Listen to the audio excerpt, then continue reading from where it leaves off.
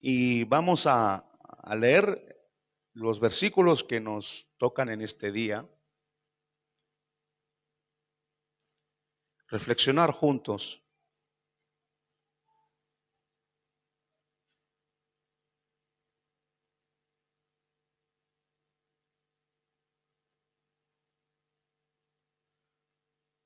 Vamos a leer entonces Marcos, el versículo número 6.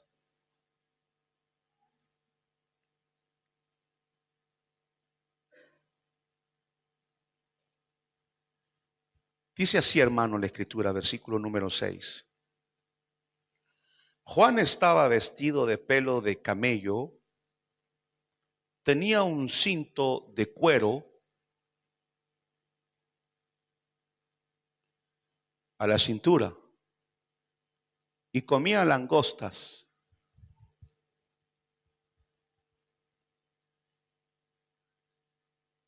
y miel silvestre. Y predicaba diciendo: tras mí viene uno que es más poderoso que yo, a quien no soy digno de desatar, inclinado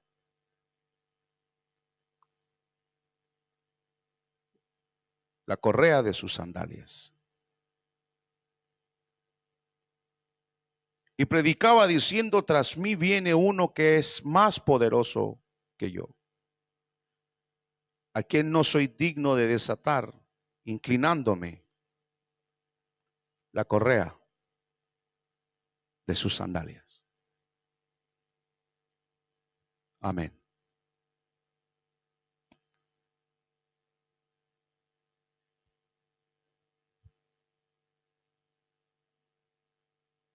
Debemos ir observando con mucho cuidado cómo Dios fue desarrollando su plan de salvación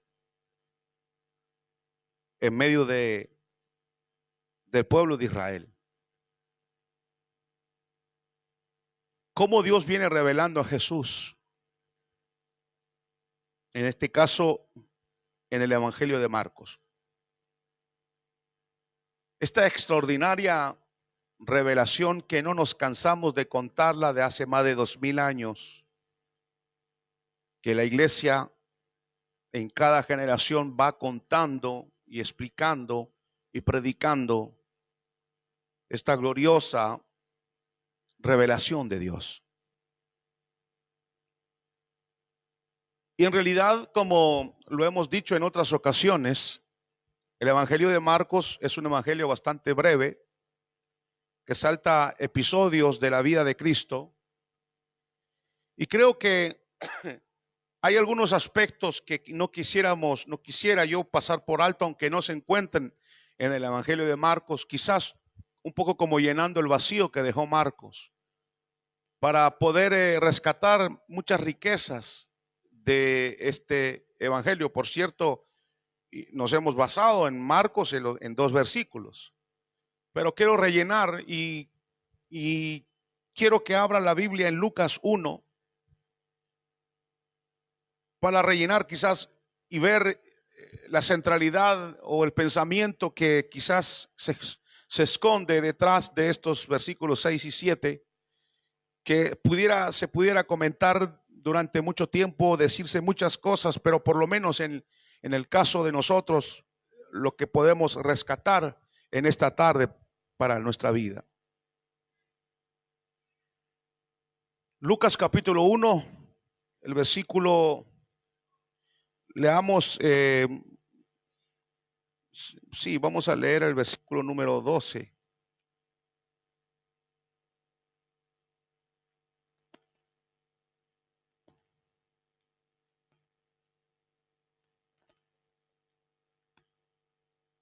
Y dice así, versículo 12: al verlo Zacarías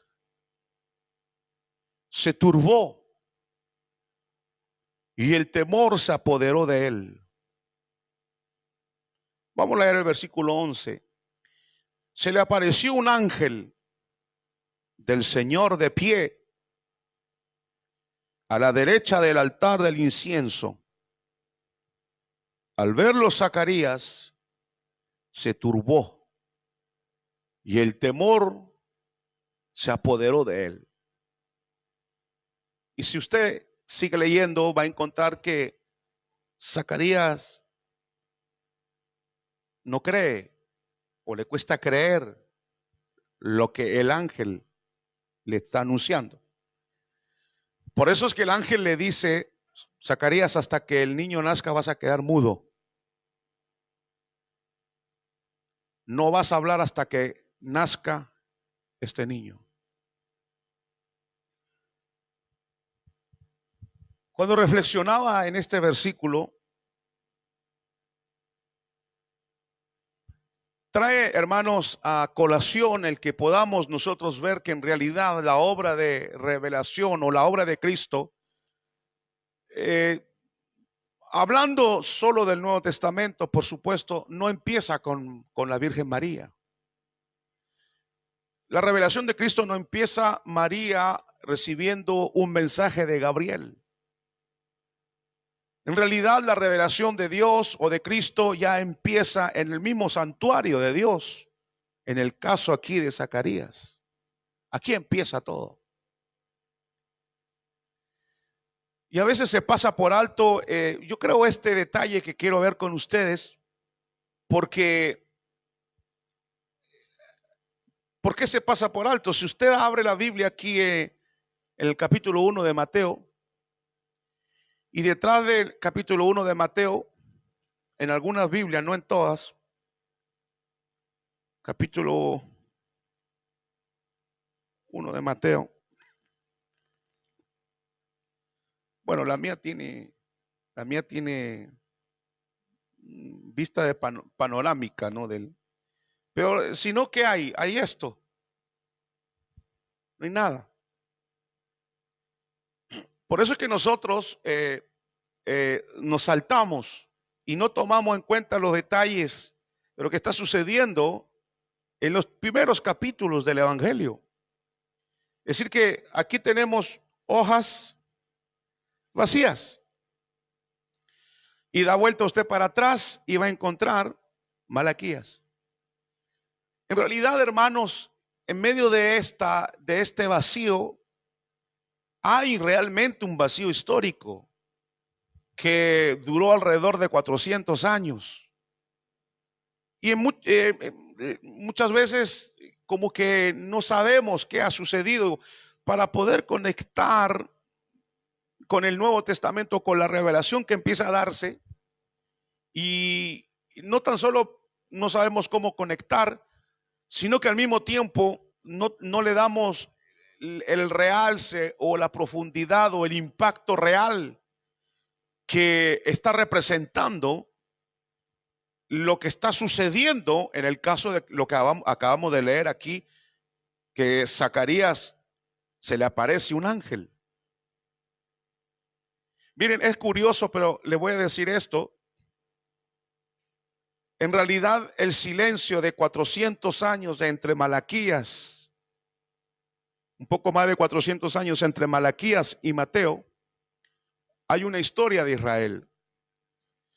Y no hay nada escrito porque no había ninguna palabra profética, no había ningún hombre de Dios que recibiera una palabra de Dios.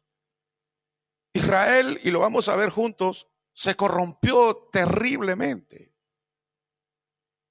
Y durante 4 siglos, así un poco como cuando Israel estuvo en Egipto, 400 y tantos años, no tuvo una revelación de Dios hasta que apareció Moisés.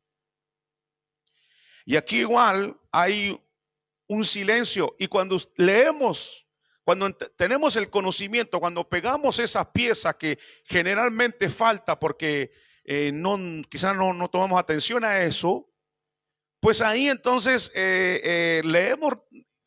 releemos lo que pasa con Zacarías, que aparece el ángel, y lo que está sucediendo ahí entonces es, escuchen bien, es el final del silencio de Dios de 4 siglos. Por eso es que a Zacarías,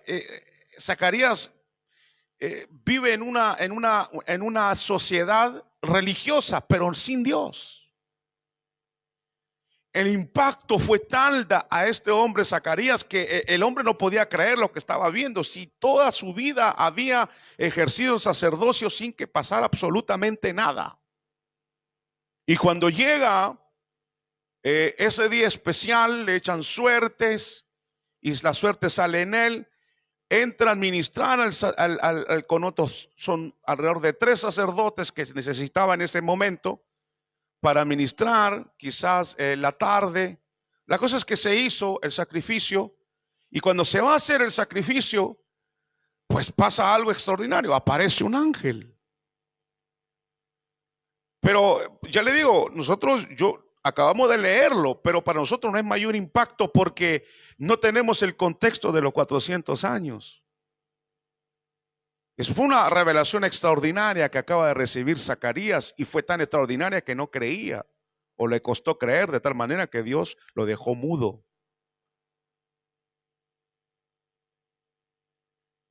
Al verlo, Zacarías dice, se turbó y el temor se apoderó de él.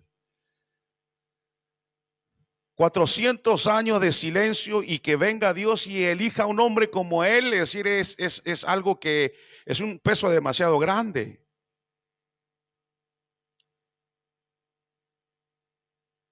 Ahí en Mateo, vea conmigo aquí en Mateo capítulo 2, el versículo 4.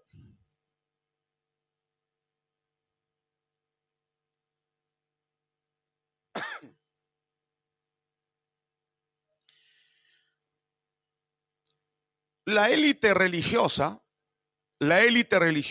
en ese momento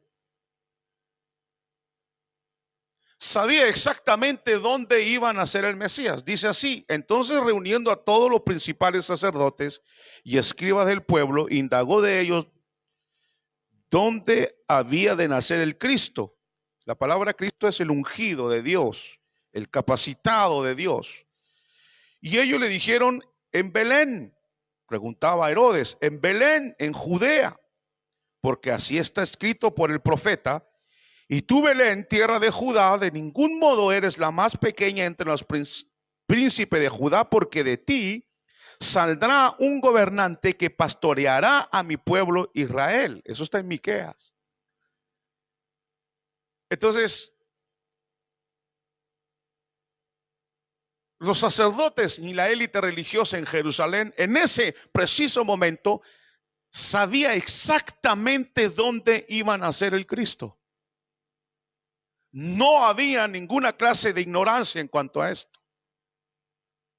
Aquí le dicen a Herodes: aquí van a nacer en este lugar, está escrito. Y luego, cuando usted sigue leyendo el evangelio, se da cuenta que esta élite religiosa pues no le hizo ni frío ni calor, porque había una apatía terrible en ese momento en Israel. Una apatía espiritual terrible, una frialdad terrible en ese instante, de tal manera que para ellos ni siquiera ellos dijeron: bueno, vamos a indagar, a lo mejor realmente ha nacido el Cristo. Si lo esperaban, lo estaban esperando. Y ellos dicen: sí, le dicen a Herodes: claro, él va a nacer en esta ciudad, por el profeta así lo dijo. Pero le dicen a los magos: Herodes, vayan a adorar, y luego cuando lo encuentren me avisan para yo también vaya a adorar. O sea, lo que quería era matarlo. Pero ningún religioso se movió a ver si realmente había nacido el Cristo o no. Eso muestra una apatía que se venía dando hacían 4 siglos. Porque no había ninguna voz profética, no había ninguna palabra que viniera de parte de Dios. Proliferó aquellos manuscritos llamados los pseudoepígrafos o pseudoepígrafos, que son libros escritos apocalípticos que tratan de ver, de alguna manera, abrir el velo para ver qué es lo que Dios estaba haciendo en ese momento de la historia de Israel, lo que se le llama el periodo intertestamentario. Pero eh, nadie, repito, nadie, ninguno de esa élite religiosa le interesó más. Los magos fueron, adoraron y luego por sueño fueron avisados que no volvieran a ver, pasaron a hablar con ese hombre, Herodes, y se fueron.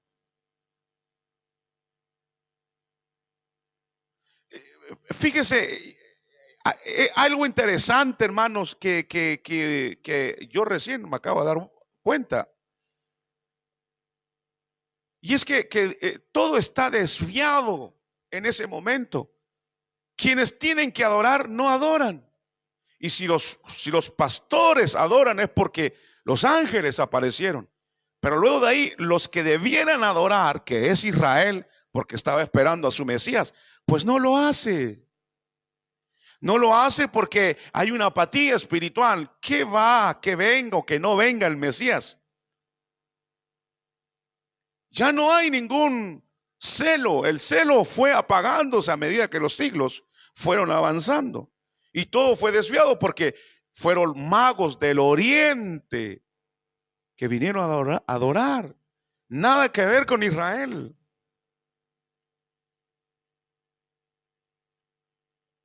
Ninguna reacción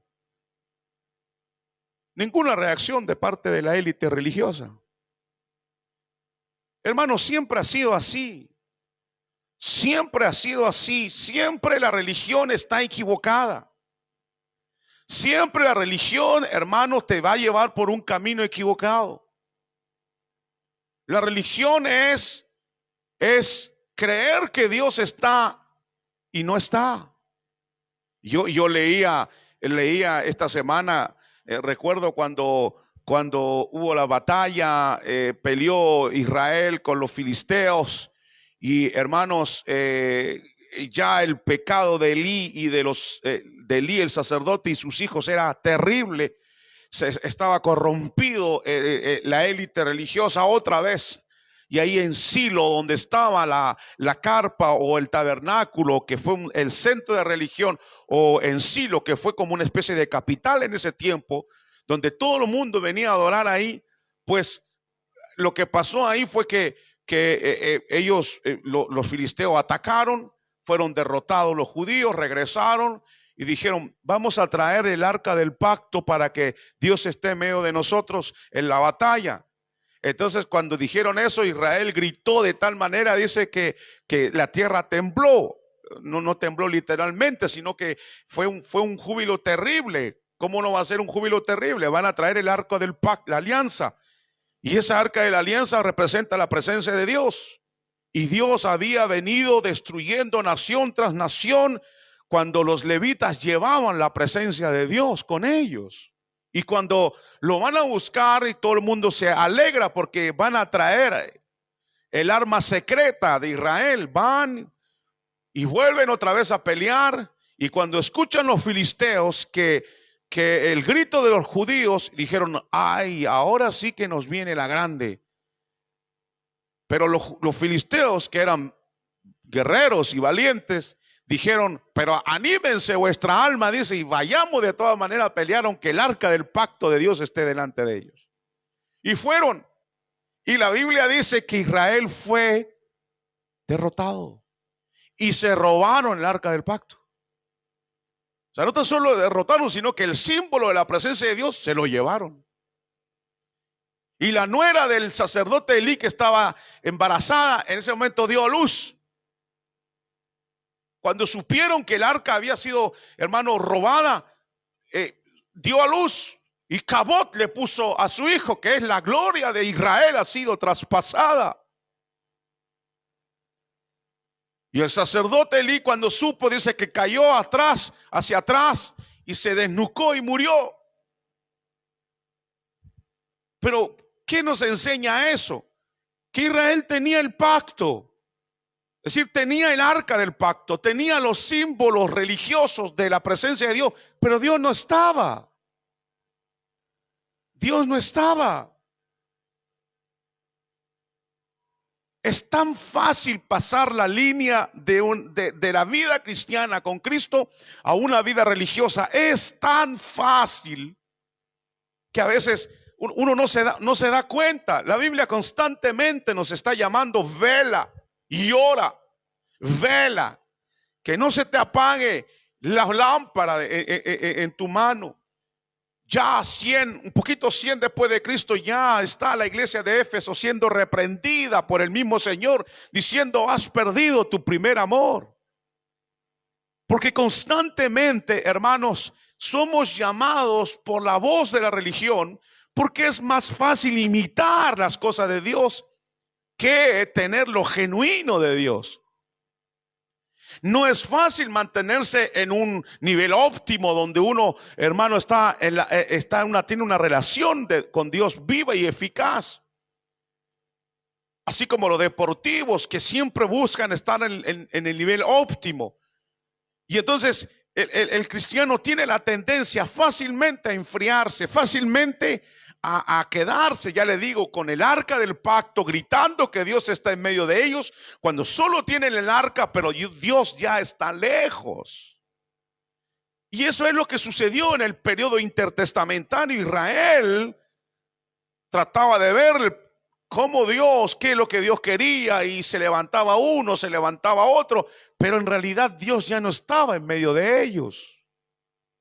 Y como lo hemos dicho en otras ocasiones, hermanos, Dios vino un día en medio de Israel, se hizo carne y habitó en medio de ellos, pero no lo reconocieron.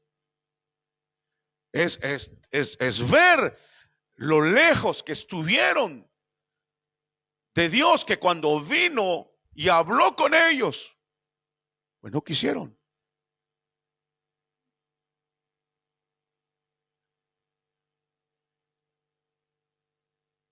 En el momento en que el Hijo de Dios va a venir a nacer, encontramos un Israel o una élite religiosa totalmente corrompida, que, hermanos, buscaba la manera de lucrar con la religión precisamente. Tenían un rey llamado Herodes el Grande, que se cree que tenía 9 mujeres, que fue un excelente constructor, visionario en cuanto a la construcción. Por eso es que él fue que amplió el templo de Zorobabel, lo amplió de tal manera que fue después de 40 años construyendo el templo, fue una maravilla. Pero otra vez, Dios no estaba. Dios andaba en Galilea predicando en medio de los pobres y de los necesitados, pero no estaba en el centro religioso de Israel. Otra vez, los símbolos.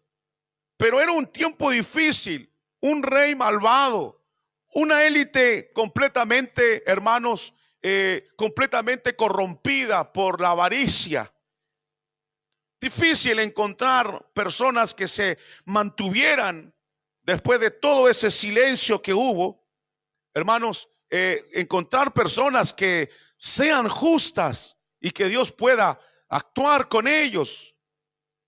Por eso el primer mensaje que Juan el Bautista, es curioso esto, hermano, que el Señor Jesús no apareció de frente a él diciendo: yo soy el Mesías y vengan y arrepiéntanse, sino que dice que hay un precursor, es decir, Juan el Bautista viene como anunciando al Mesías, pero no solo anunciando al Mesías, sino que al mismo tiempo viene para preparar los corazones del pueblo, el corazón del pueblo, como dice Malaquías, para que se vuelva el corazón del Padre hacia el Hijo, del Hijo hacia el Padre. Viene preparando, es decir, el Señor no va a venir a un pueblo que no está preparado. Y en la preparación, ¿cuál era? Era: volvamos a hacer justicia, volvamos a ser justos.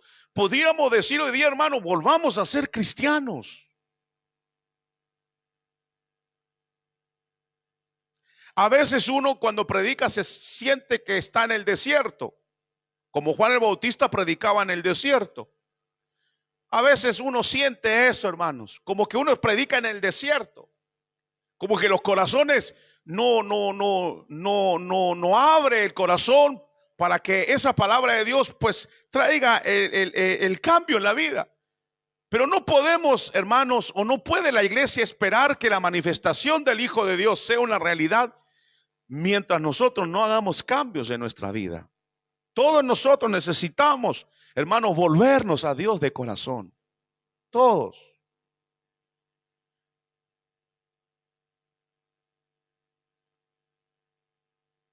Cuando usted abre la Biblia, aquí precisamente Malaquías, el último profeta del Antiguo Testamento, usted encuentra, hermanos, un libro que le va a sintetizar lo que sucedió antes del silencio de 4 siglos. Ahora, Israel, y eso es lo que quiero ver con ustedes ahora, Israel había regresado de la deportación, habían sido llevados 70 años, regresaron de la deportación, muchos judíos, algunos dicen 45,000, 50,000, pero regresaron a Jerusalén porque Jerusalén estaba en ruinas y el templo estaba en ruinas. Bueno, el templo había sido totalmente destruido. Cuando ellos regresan, reconstruyen el templo, no sin dificultades, no sin oposición, porque siempre en la obra de Dios habrá oposición, hermanos. Y ellos van y construyen. Dios tiene que levantar a profetas como el profeta Zacarías, el profeta Ageo, para estimular al pueblo, porque el pueblo estaba desanimándose. Nehemías, Esdras, había un buen equipo ahí que estaba para que la obra de Dios pueda ser reconstruida. Y el templo es reconstruido, llamado el templo Zorobabel, no era la gloriosa o el glorioso templo que había construido Salomón, era algo mucho más pequeño, pero ahí adoraron a Dios y reconsagraron el templo al Señor. Ahora, Dios hace eso. Dios está contento de que Israel, porque Dios había dicho 70 años y se cumplió la palabra del profeta Jeremías, 70 años. Ahora, cuando Israel regresa, reconstruye el templo, y entonces dice Ageo, esta gloria, dice que ustedes ven, dice, la gloria postrera, la que viene, será mayor que la primera. Porque cuando se consagró el templo, muchos ancianos lloraban al ver el templo, primero porque estaba reconstruido y segundo porque veían que no era la misma gloria que habían visto o que habían recibido de Salomón, era algo mucho más pequeño. Pero en ese momento, hermanos, cuando profetiza el profeta Ageo y dice todas esas cosas, que vino una gloria grande para Israel, que la primera gloria no es nada, la postrera será mayor. Entonces el pueblo de Dios recibe esa palabra del profeta, y cuando la recibe, lo que hace es que empieza a vivir con esa palabra, empieza a creer en esa palabra, pero el punto es que empieza a impacientarse. La impaciencia empieza a llenar el corazón del pueblo y se vienen las preguntas como, bueno, ¿cuándo vendrá esa gloria? ¿Cuándo Dios va a cumplir su palabra o las promesas que le hizo a nuestros padres, Abraham, Isaac y Jacob? Porque en sí, de manera, en el sentido definitivo, Dios no había cumplido todas las promesas, ni las ha cumplido todavía todas hacia el pueblo de Israel. Pero el punto es ahora de ver cuándo Dios va a hacer esto. Veían todavía ruinas en Jerusalén.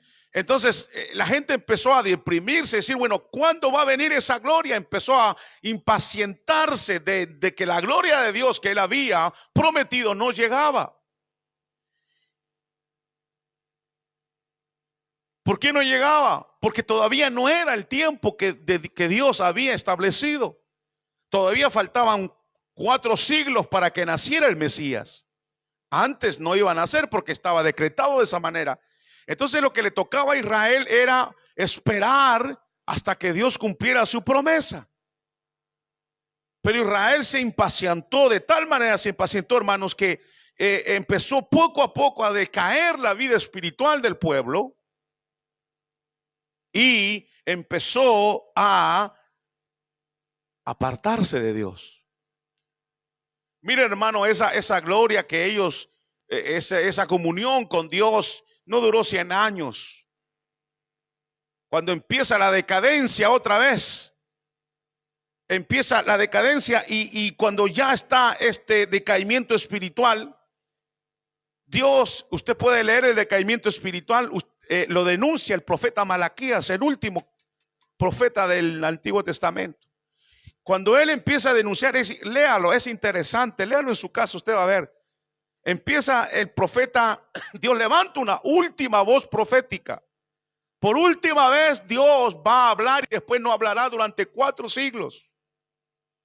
Y en esa última voz profética, en el evangelio de Malaquías, el profeta Malaquías le va a reprochar al pueblo sus pecados. El servicio del templo decae. Dice, me habéis robado. ¿En qué? En vuestros diezmos y en vuestras ofrendas. Me habéis robado. Es decir, que ya no había dinero o no habían animales ya. Y los animales que traían, dice Malaquías, le faltaba un ojo, no eran perfectos según la ley. Entonces el profeta dice, ya no hay medios cómo servir a Dios en el templo porque ustedes le han robado a Dios. Los sacerdotes ofrecen sacrificios impuros. No instruyen al pueblo de Dios en la ley de Dios. Eso dice el profeta Malaquías. Los matrimonios se mezclan con personas que no son creyentes. Hombres se casan con paganas y viceversa, que adoran a dioses falsos. Los divorcios abundan, dice el profeta Malaquías. Léalo, usted verá la última voz profética, Malaquías. Y usted verá, antes del silencio intertestamentario, encontrará ahí toda clase de maldades que el pueblo de Dios empezó a vivir. Voy a citar a Malaquías, dice en el capítulo 1, dice, el hijo honra a su padre, el siervo o el esclavo a su señor. Pues si yo soy padre, dice el Señor, ¿dónde está mi honor? Si yo soy Señor, ¿dónde está mi temor? Dice el Señor de los ejércitos a vosotros sacerdotes que menosprecian. Mire, hermano, a los sacerdotes les dice, ustedes menosprecian mi nombre. El pueblo de Israel, hermano, se desvió peor de lo que era antes de la deportación. ¿Dónde está mi honra? Dice Dios. ¿Dónde está el que me honren como a padre? Y los sacerdotes me menosprecian mi nombre. Pero hoy día es lo que pasa dentro de la iglesia, hermanos. Hay divorcios o no. ¿Hay divorcios o no? Sí, hay divorcios. Hay adulterio. El sacerdocio está corrompido. No en su totalidad, porque Dios siempre tiene un remanente. Pero hay sacerdotes hoy día, o que son ministros, que viven en pecado, que tienen iglesias grandes, sacerdotes que ya no enseñan la ley de Dios. Lo que enseñan es todo menos la ley de Dios. El pueblo de Dios se ha corrompido en este siglo XXI. Alguien decía, ¿por qué pensaba él que en el tiempo de Job, Dios le dijo, o el diablo le dijo a Job, el diablo le dijo a Dios, si le quitas sus riquezas, él te va a maldecir. Y Dios le quitó las riquezas a Job. Y alguien decía, hoy el diablo pidió lo contrario. Le dijo, dale riquezas y verás cómo blasfeman delante de tu presencia. Entonces lo que ha hecho Dios, ha permitido que la iglesia tenga dinero, que tenga televisión, que tenga multitud de cosas.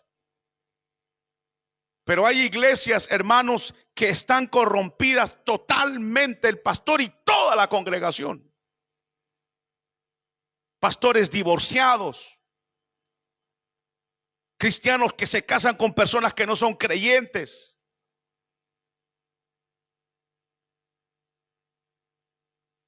No están sujetos a su iglesia. Andan de iglesia en iglesia. Se apoya a gente, a pastores que no son pastores.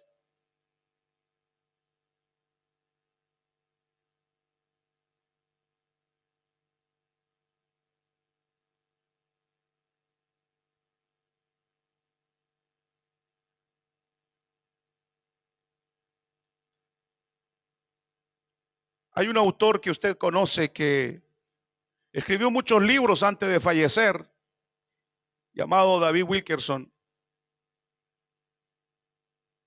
Y hay un librito que se lo aconsejo que lo compre, es muy pequeñito y hace mucho tiempo que no lo veo en ninguna librería. Pero ese librito se llama Profetas de Vendas Mágicas. Otro librito que se llama Pecado en el altar de Dios. Y él hace una denuncia de la decadencia de la iglesia.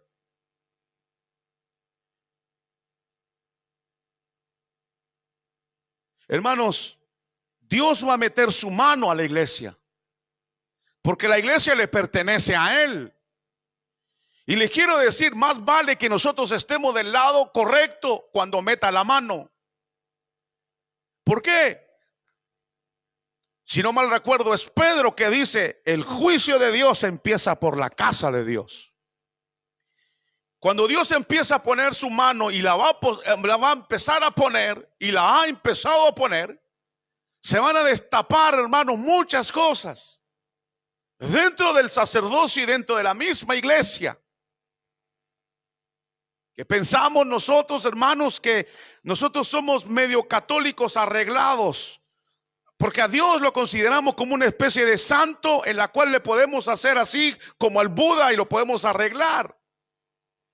Pero este profeta le está diciendo a el pueblo que están corrompidos y que están peor que antes. Y luego dice en el capítulo 3, y me acercaré a vosotros para el juicio, dice, y seré un testigo veloz contra los hechiceros. Hermanos, dentro de la iglesia de Cristo hay hechiceros. Dentro de la iglesia de Cristo hay brujos que hacen hechicerías. Yo lo he visto apoyado por la Biblia cuando la Biblia no lo apoya. Pero eso existe hoy día dentro de la iglesia. Y debemos hablar con sinceridad. Debemos denunciar con sinceridad. Debemos enseñar con verdad. Pero no debemos tener temor de denunciar las cosas. Y aquí mismo, ya le he dicho en otra ocasión, aquí mismo en París tenemos esa clase de ministros corrompidos.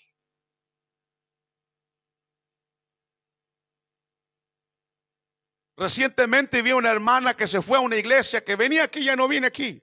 Y dije, bueno, que se vaya, no hay problema, que vaya a una iglesia donde está mejor. Voy a ver, hermano, está en una iglesia que es una secta. El tipo es un hablador, pero habla muy bien. Pero no es pastor.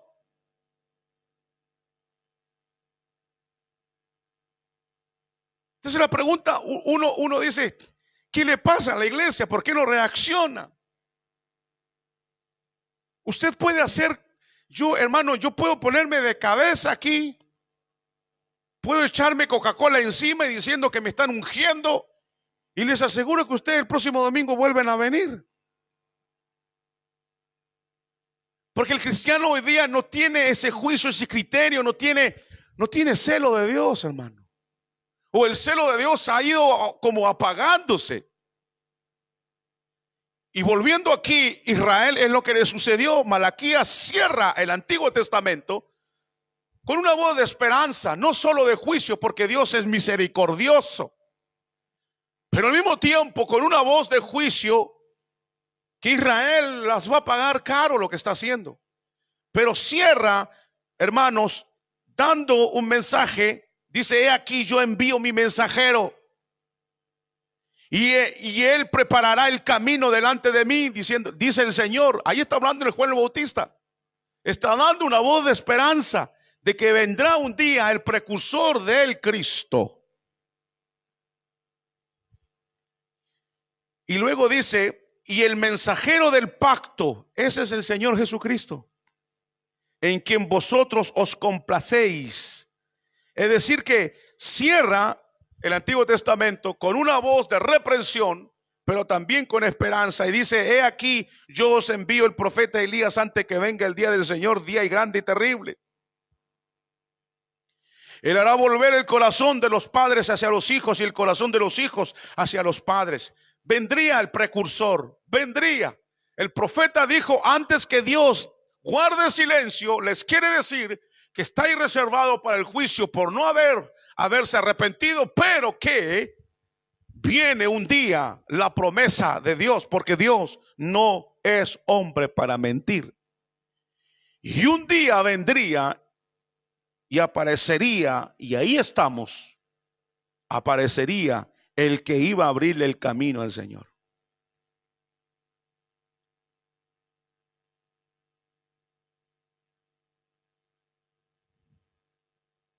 Gloria a Dios.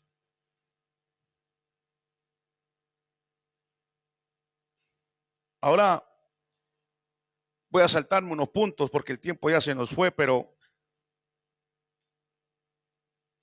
Israel sufrió mucho, aunque hubieron periodos de tranquilidad para Israel.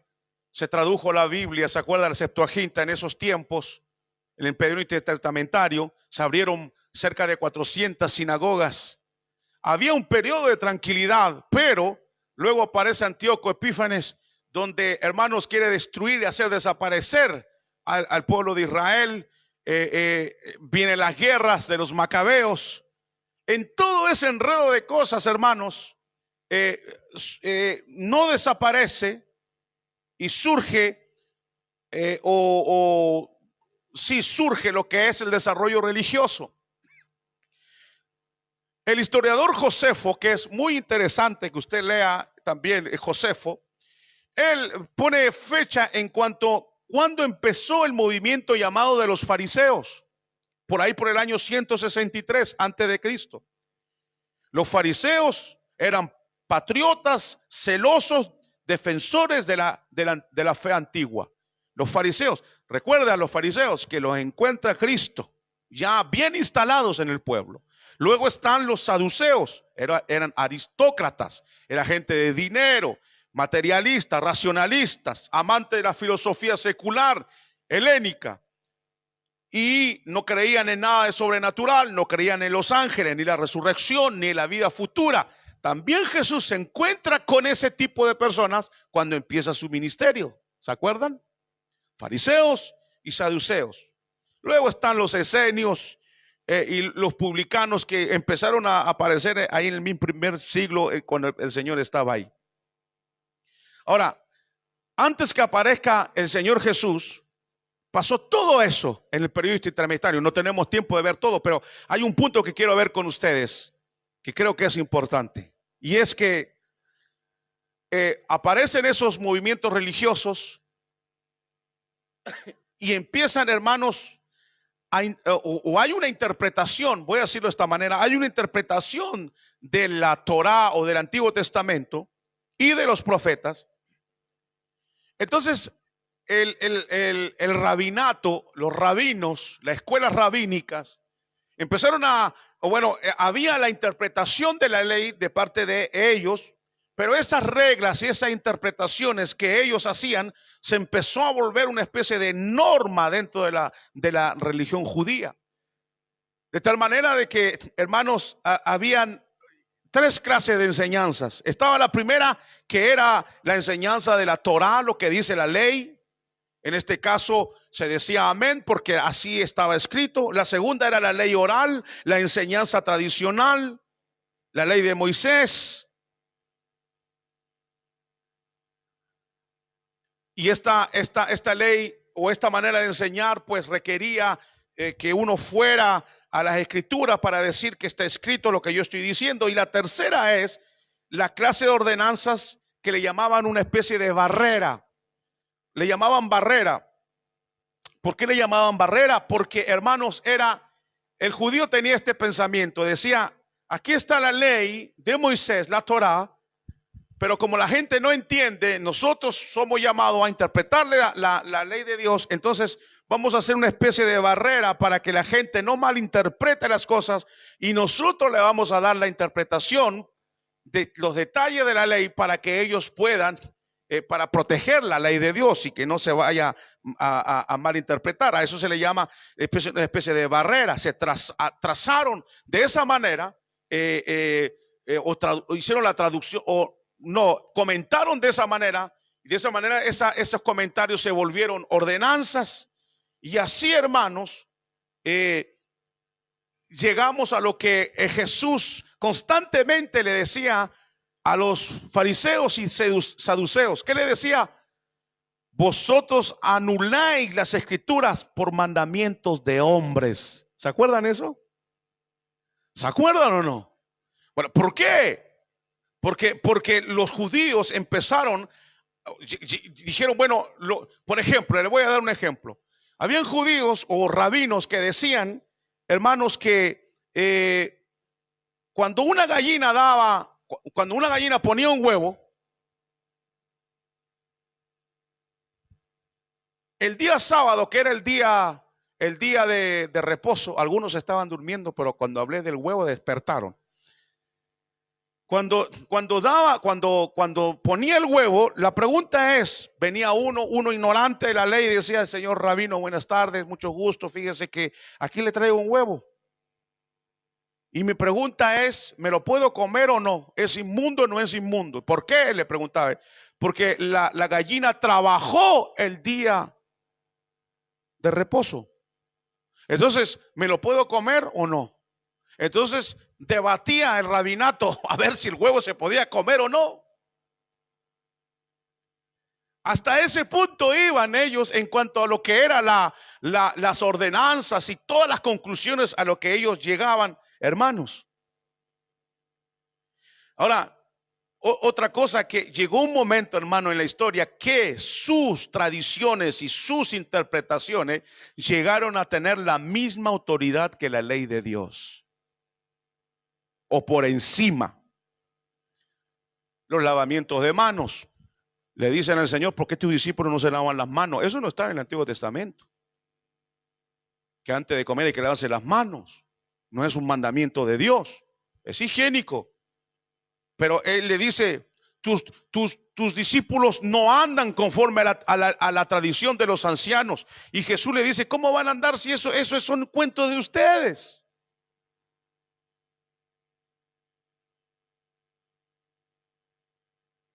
Hacían exégesis, hacía un trabajo hermenéutico muy superficial, de tal manera, hermanos, que era a veces hasta para reírse como ellos interpretaban la ley. Y qué decir de las leyendas que ellos tienen. ¿Saben ustedes, hermanos, que los judíos, o no sé si todos, pero hay leyendas judaicas que dicen que Adán nació circuncidado? Eso es mentira. Hacían análisis minuciosos. ¿Se acuerdan en Mateo 23 cuando el Señor le dice, vosotros diezmáis la menta y el eneldo? ¿Se acuerdan esa parte?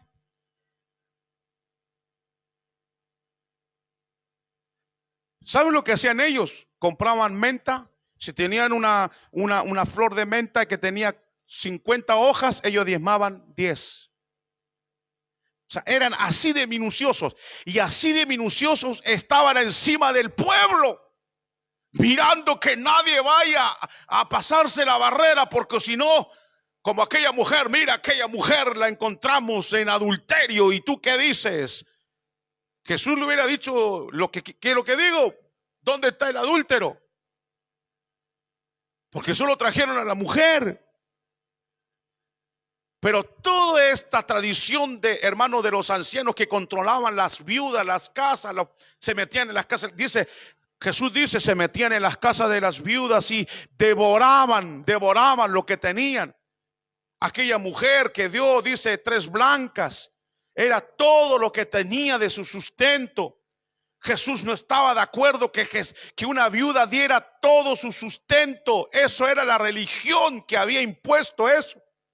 Era una corrupción terrible, que ellos eran los ricos y ellos manejaban las escrituras y habían inventado lo que es la tradición de los ancianos, hermanos, y todo el mundo estaba controlado de esa manera.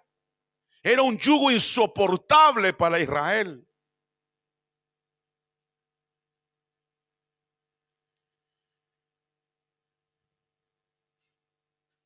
Fábulas como que dicen que Abraham oraba 3 horas. ¿A dónde sacaron eso? Es la tradición de ellos que dicen que le dijeron que no sé qué. Y todo eso, hermano, como acabo de decirle, trajo un peso insoportable. Todo eso se fue gestando en el periodo intertestamentario. Por eso Jesús le dijo, ustedes son víboras, serpientes. Y llegamos donde está Zacarías. Todo eso se fue gestando. Ya estaba en ese tiempo. Israel estaba desviado. El sacerdocio estaba desviado. Muchos ya no vivían la ley de Dios. El cielo estaba cerrado.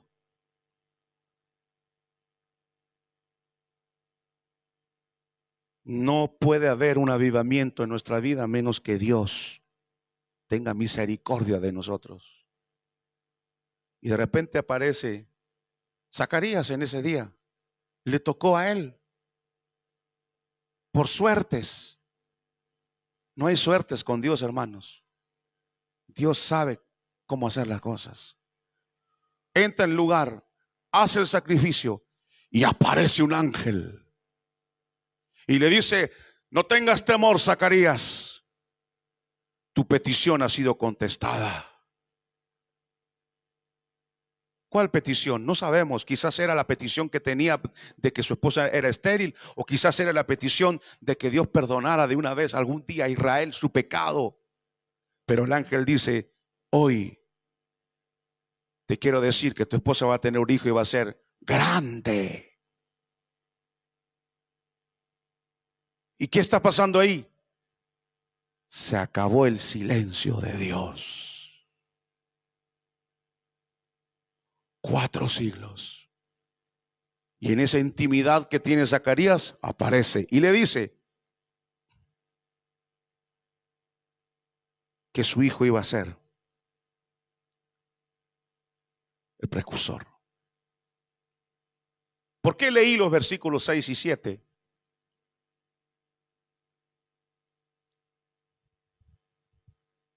Porque concluyo con esto diciéndoles,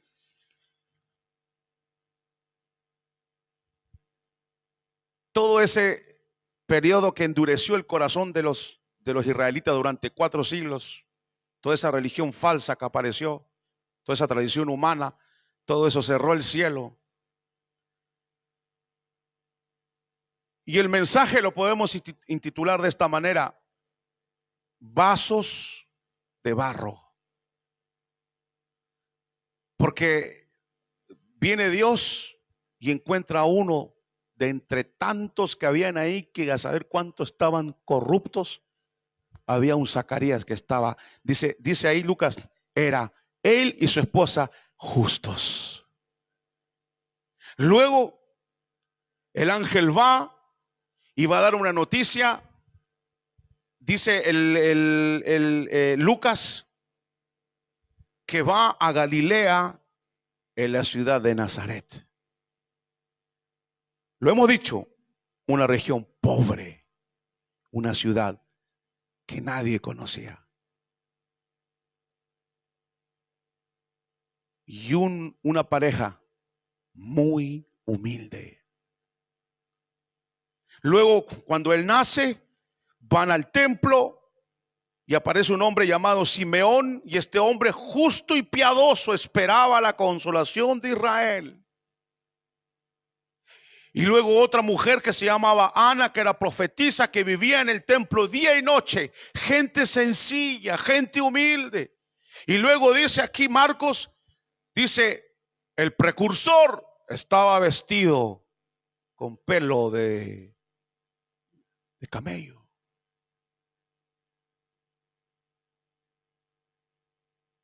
Una sencillez extraordinaria. Y ese hombre, Juan el Bautista, era tan sencillo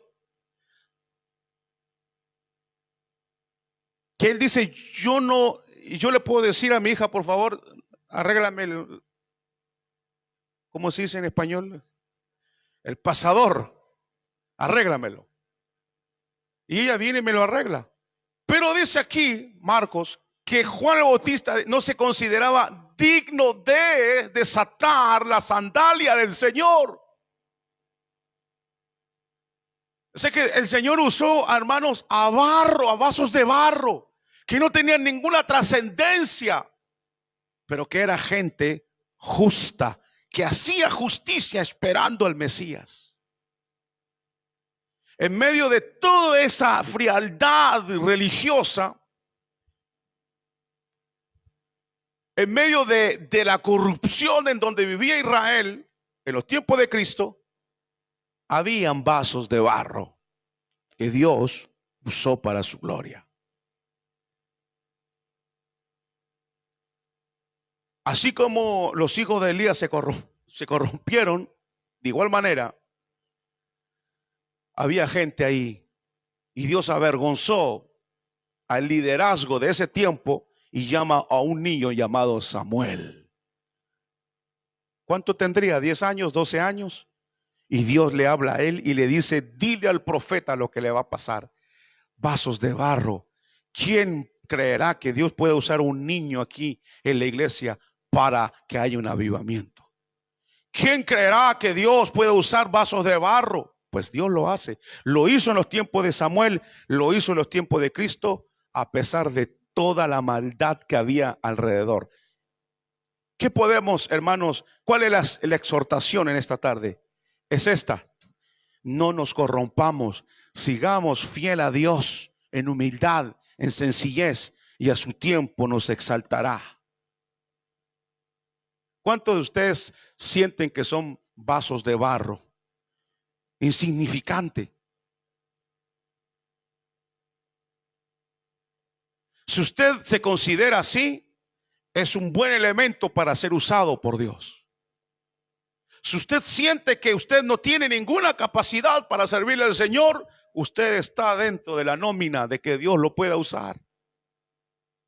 Dios usa vasos de barro para una tremenda tarea de levantar nuevamente el corazón del pueblo que se había corrompido y traerlo de nuevo al corazón de Dios. Dios necesitó un hombre que no era digno de desatar la correa. Dios usó a Zacarías entre tanto, hermano, a una mujer estéril que era una maldición ser estéril en ese tiempo. Eso usó el Señor. Si tan solo Juan Wesley dijo, gran predicador, si yo encontrara predicadores que no amen el mundo y que teman el pecado, es suficiente. Y amen a Dios, es suficiente. Pregúntese, ¿por qué en nuestros medios no tenemos hombres de Dios como tuviéramos que tener? Porque el celo de Dios se ha ido. Pregúntese. ¿Por qué andamos en el mismo estándar espiritual? O sea, no hay nadie sobrepasa a otros. Todos estamos ahí en la misma, como pareciera que estuviéramos en la misma altura, en la misma frialdad. Pareciera que fuera así. Pero si usted, hermano, y yo quería quería compartirle esto. Si usted se considera realmente un vaso de barro, está bien, siga haciendo eso. Y dígale, Señor, llena este vaso de barro, porque si no, este vaso no sirve para nada. Así como hiciste cambiar el corazón de aquel pueblo que era durante 4 siglos se endureció. Así como Israel se apartó, pero Samuel lo volvió a traer cuando era niño. Así como José, que sus hermanos eran todos unos corruptos, fue llevado a Egipto, pero igual se mantuvo en la comunión con Dios a pesar de que todos se desviaban, él no. Así debe ser, hermano, esta tarde. Y concluyo con así diciéndoles esto. Nuestra oración es: Señor, aunque todos se corrompan, yo no quiero. Aunque todos se enfríen, yo no quiero. Quiero ser un vaso de barro en tus manos. Hermanos, ¿saben cuánto puede hacer Dios con un vaso de barro en sus manos?